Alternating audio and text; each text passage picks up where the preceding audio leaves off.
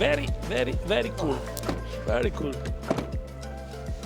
So Manuel, that was a little spin around most in the new Solterra Subaru. What did you think? Very nice, very smooth, very comfortable. Like it. Yeah, you liked it. Is it your first time in an all-electric car? Yeah, in Subaru, yes. Yeah. Very, very It's cool, very nice. comfortable. I Yeah. feel home. Yeah, for me also. Let's go inside the Subaru hospitality. Yeah. For me it's the same. This new feature that we're doing, I get to go around the track and I've never driven an all-electric car before. I was quite surprised. Yeah. Quite surprised. So this is the new hospitality. And, Not like my one.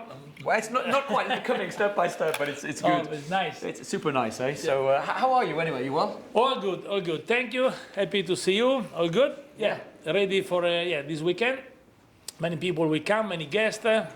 We try to do our best. Yeah, absolutely. Well, again, big hello to everyone that's joining us on the Subaru YouTube channel. This is a new concept, so you're our guinea pig. This is the first time, so there's so many things that we could talk about when we talk about Puccetti and Kawasaki, but I think really for the viewers that maybe don't know the story, I think what would be really cool is to talk about the history, because you've been in the paddock now for 2 decades.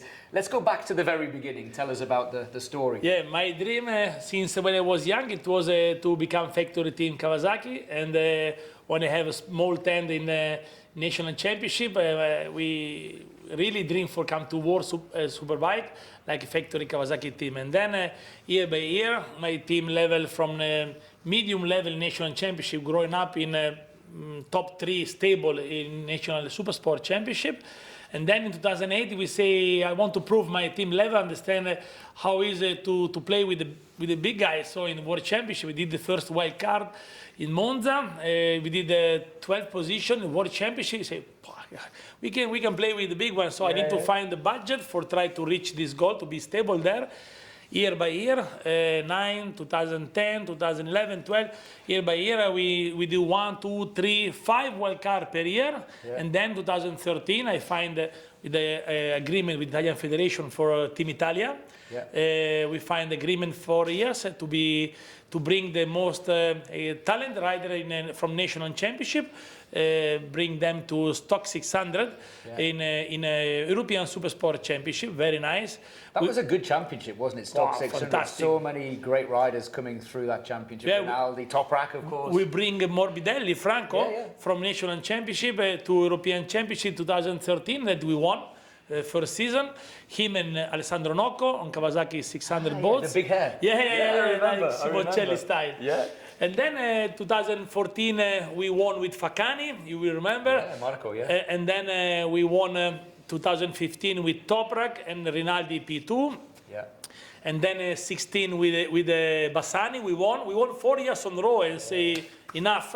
We want to play with another level, so we cancel a small project, Stock 600. We moved 2017 to Superbike. This was the goal. So until that day, 2016, we ride in Stock 600, Super Sport, and Stock 1000. And then we moved from 17 to Superbike. For sure, we need to mention about our king Turkey. I was going to say you've leapt from Super Stock or Stock 600 to Superbike, but you're missing a big chunk of history right there. Yeah. We was talking about stock mainly, but for sure, my team built the image of ourselves in mid class in Super Sport. It was since when I was in Italian Championship, my king it was Kenan Sofuoğlu. The most experienced and most winner in this class in the history. So I say one day my dream is to ride with him because he's the most fastest in this class. And then when 2014, when mid-end season, we find a way to be in contact with him. I took a flight, go to his house 3 days, convince him to ride together for next season. Was it easy to convince him? Did he take a lot of convincing? Luckily, directly born, very good collaboration, very good touch. And then after 1 month, his team, Mahi, the Indian team, broken. And then with Kawasaki Europe and him, agree in 2 days to find agreement for finish that year, 2014. And then in the first full season, 2015, we become directly world champion together. Incredible. What was it like in his house? There's so many questions I want to ask, but we see also on the social media now with his little son as well, with Zayn, and you see all the cars. But what's it like going to his house? Because again, for the people that are watching, I know Kenan very well as you do. he's a very humble guy. He's a very calm guy, despite having all the luxuries of his success. He's a normal guy. Out of the garage, yes. On that year, so when he started to ride together in 15, especially in the beginning of collaboration, he was so stressful for Mahi. Relationship was some fight like this. So we take some months for distance the situation and work together very nice, and we build really family together, very nice. And then when he completely, we was really together like connection, not two guys separate work, really we build a family, and then when we family to work, we become directly world champion the first year. Everything goes smooth. Really impressive. And then obviously with Toprak as well, obviously the protege of Kenan, so you've kept that family going, and even now you might have seen, the viewers might have seen on social media, now the Turkish Academy also with Kawasaki, and you've got I never forget I mean, 2014 when Kenan started to ride for me, end of that year, because of Mahi broken, and then started to ride for me, say, please Manuel, you have a best stock 600 team in the paddock. I have a very tall guy that cannot fit in Moto3 Rookies Cup. Then I never forget. He said the name is the surname is quite difficult, but the name is Toprak. We remember him. Please find the bike for him, and we need to give to him a chance to do one test. And then because was less than 18 years old, so not possible ride in Italy. I say we need to go in Magny-Cours. We find with another junior team that we support.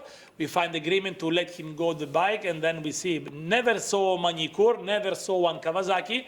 He rode with the Kenan suit that finished here. Yeah, I remember. I did the first interview. You might remember. I also did the first interview with Toprak, and we had to wait for the interview for like 15 minutes for Kenan to arrive to do the translation because he couldn't speak English. And everyone was like, "How do we say the name?" And I'm like, "I don't even want to try."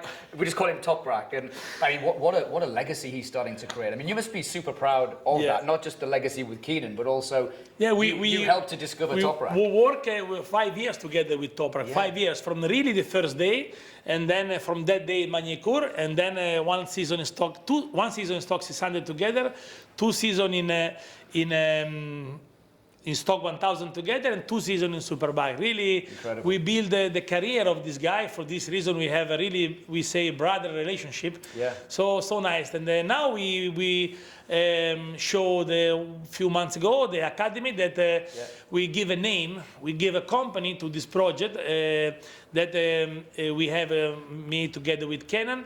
The company is like Puccetti Racing Management that help only the Turkish rider to from the small one, Kenan Sofuoğlu, to the big one, Toprak, for sure, the twin Songu, Anju, and also Batin. We help them to find sponsor, to find a company that manage them. For sure, the flag is Kenan, decide the career of the riders, but now we build a proper company for help them to professional way to manage and also to find sponsorship for them. No, it's impressive. We've got to move on very quickly before we end our chat here in Most. Obviously, it's the 5th round of the World Championship. As you said, one of your dreams, your aspirations was to be a factory team. You are now the Kawasaki factory team. Garrett Gerloff, very fast American rider, and Jeremy Alcoba in Supersport, who I have to say has really impressed me this year. He's had some really strong results, the only Kawasaki on the grid. But again, just tell us a little bit about this season. How is the season going for you? In fact, we can see some footage here. One of the Kawasaki's going past. So Subaru in the background as well. You see a prominent placing from Subaru. But it's difficult. We were just talking in the car, weren't we? We were driving around. The level this year is so high. Yeah, I told you in race 2 in Cremona, it was 20 seconds more quick than the last year. The condition was similar.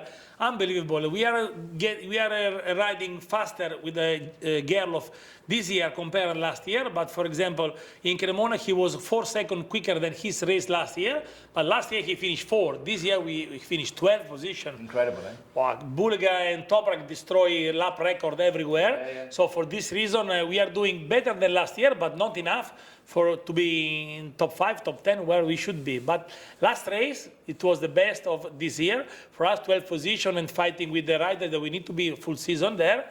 I think it will be better and better. We try to explain to Gerloff the way that Kawasaki need to be ride is a proper way that they need to brake like animal, like Johnny it was doing in the past, like Toprak did for us. Really crazy brake. and keep the brake until mid corner, and then pick up the bike and gas. So we try to explain to him the different riding style to ride this bike, and I think race by race it will work more and more. Yeah, and I think that's something that a lot of people don't realise, the difference of the bike. Obviously, Gerloff coming from Yamaha to BMW now with his third different manufacturer. Every bike have a different way to be ride, so rider need to be able, it's very difficult, to change his riding style on the bike that it need to be. About Jeremy Alcoba, come from Moto2. This winter, last winter it was broken. As you say, we are only one Kawasaki in the grid, so this not help. I push Kawasaki a lot for this story. We need to do 2 bikes next year, especially in main class. So you see, you heard it here first. Subaru uncovers the gossip. We got all the latest news. Yeah, we will see. I hope deep in the summer I will confirm this, but I'm pushing very hard because to be alone on the grid and not help is difficult. So Kawasaki brings some update for this year on the bike, but we need to do more for next year, and try to work with the 2 riders will be more easy. Let's say Jeremy, I think, have a good talent. Missing kilometer for him because he's a rookie rider for this championship. He's only one Kawasaki in the grid, and also it was broken last winter, so he just did maybe 300 kilometers before Australia this year. So need to That's still impressive. I mean, 300 kilometers is not a lot of testing. It's nothing. Yeah, because it was broken and started very late. Yeah. Now we did more than 300 kilometers in the Subaru around the paddock. I mean, come on. I think in the summer will come. I expect, before July, let's say like top 5, and maybe some podium. Let's see. Absolutely. I guess final question again. We're at that silly part of the season. We're already seeing some riders being announced. I guess the project in Superbike is to continue. 1 or 2 bikes next year? Could you tell us something there in Superbike? Now it's too early, but especially this weekend, I will push Kawasaki to be like to be 2 riders next year in Superbike. This is my goal, but I will let you know in 1 month. Awesome stuff. Well, thanks for joining us in the Subaru Solterra. Thanks for joining us here in the hospitality. Thank you to Subaru, to you, to everyone. Happy to be here, and see you soon. Absolutely. Thank you. Good luck for the rest of the season. Thank you. Ciao.